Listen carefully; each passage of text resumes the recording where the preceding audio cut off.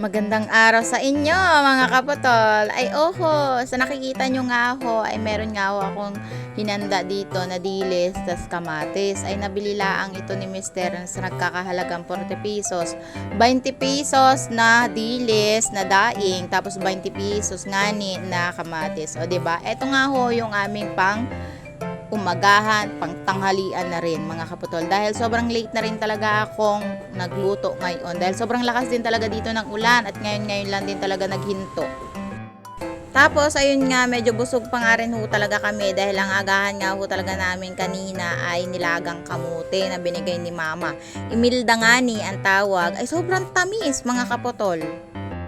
Hinugasan ko muna dito ang kawali at inis-isan para nga makapagluto na tayo ng ating ahong dilis na isasangag. Ay dito na nga ho tayo maglilinis sa aming dirty kitchen at dito na rin tayo magluluto. Gayon nga ho na hindi pa talaga siya totally talagang gawang-gawa pero nilipatan na nga ho namin dahil sira na din talaga yung aming kusina. Bumigay na nga kahapon, yung natitira nga hong bubong ay pababa na ng pababa. Nakakaawa na rin talaga si Kaputol kapag nga ni ay dun pa ako magluluto. O diba?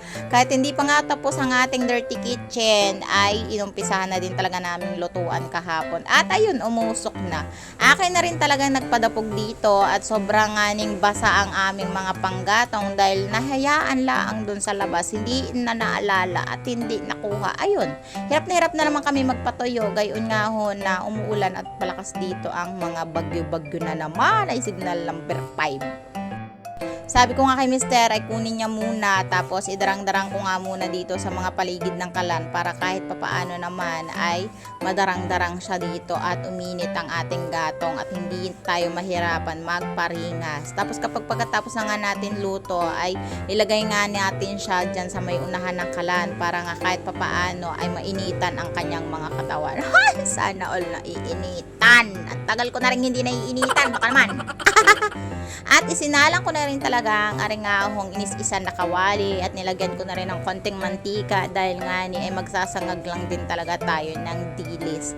Habang nagpapainit nga ng mantika mga kaputol ay naghiwa na nga rin ho talaga ako dito ng sibuyas na ating ipanlalagay sa ating dilis. Maigi nga ho at medyo mabango din talaga kapag may sibuyas ang kamatis tas may patis. Solve na yun. Pwede na yun talaga namang umagahan. At sa ganyang kasimpleng ulam ay makakasurvive na ho talaga kami dyan. O diba sa halagang 40 pesos ay may mauulam ka na ngani na gayang klaseng ulam sa agahan o tanghalian. Hiniwa-hiwa ko na rin dito ng pare-parehas na hiwang aringahong kamatis para kahit papaano naman ay hindi mahirapan lumunok ang inyong kaputol. Maigi na rin talagang mapino kaysa nga ho yung malalaking hiwa ay para naman tayong baboy niyan.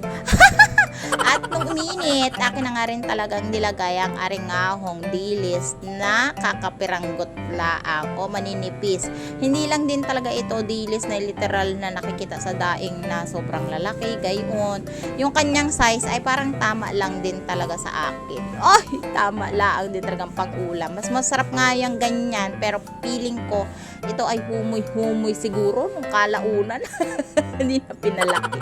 Ayun, dumagsa na naman ang mga ulan at kanya na namang lamig mga kaputol. Gayon nga na sobrang lalakas din talaga. Nung natapos nga ni ay akin na rin talagang ginilagay dyan sa platito ang aringahong kamatis at sibuyas. Pagsasamahan lang po natin yan bago natin ilagay ang aringahong patis. At ayun na nga mga kaputol, ay ilagay mo na nga ang aringahong dilis na iyong nasangag ngayon. O diba, wala lang, gusto ko lang siyang unahin kasi sa patis. Mas maganda rin talaga mga kaputol na dilis mo na yung unahin para nandun rin yung lumot-lumot na lasa. Oh, perfect! At lagyan mo na nga ang aringahong patis, ngani na pampalasa at pampaalat-alat naman kahit kunti. O diba, sarap na siya isagmaw sa kanin tas nakakamay ka. Ha, perfect! Ano pang hanapin nating buhay? Wala lang, gusto ko lang din talaga na ang ulam ko ngayon ay dilis at kamatis na may patis. Hahalo-haluin mo lang din talaga yan mga kaputol para nga mainam ang lasa. At sabi ko nga kay Mister, hindi ko na nga ho siya maantay. Gayon nga ho, na gutom na din talaga ako at nahihilo. Mag-pray muna tayo dyan at magpasalamat kay Lord bago nga ho tayo kumain. At kahit ganyan lang kakunti ang ating blessings ay for the go na yan. O diba? At kahit papaano, huwag mong kakalimutan na magpasalamat sa kanya. Ay, feeling ko nga namumutla na ako dito. Gayon nga na nahihilo ako, mga kaputol. Bale, kagabi pa talaga ako nahihilo, tapos nga na hindi talaga okay yung aking pakiramdam. Kaya sabi ko kay mister, ay magkain na ako, gutom na ang inyong kaputol. Gayon nga ho na, hindi ko na rin talaga kaya, tapos naantok pa talaga ako. Hoy, prege! Tapos, sinabayan na nga ako dito ni mister. Tapos, habang naglalaba nga siya, ay sabi ko, itigil na muna yung paglalaba. Gayon nga ho, na gutom na rin talaga ako. Hindi ko na muna dito tinawag si Gio dahil nga busy pa siya sa paglalaro. Mamaya na lang siya kakain kapag nga tapos na akong kumain. Dahil hindi talaga nakakabusog kapag nagsubo ka ng pagkain ng bata tapos nagkakain ka, ay hindi talaga nakakabusog yan. Kaya, unahin muna ang dragon bago yung baby dragon. At hanggang dito na lang ang aming munting vlog at maraming salamat sa inyong panunood mga kapatol. Hanggang dito na lang. Bye-bye!